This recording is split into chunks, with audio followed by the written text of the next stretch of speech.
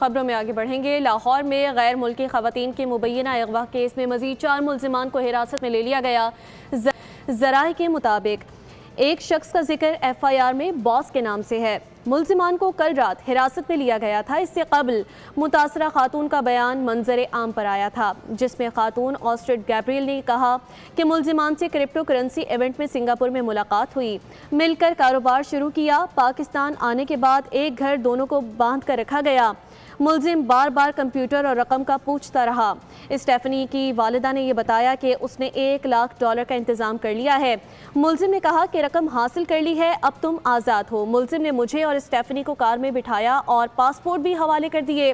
سفر کے دوران گاڑی ٹکرائی تو ہم نے گاڑی سے چھلانگ لگا کر مدد کے لیے پکارا۔ پولیس کے آنے پر ہم نے خود کو محسوس کیا۔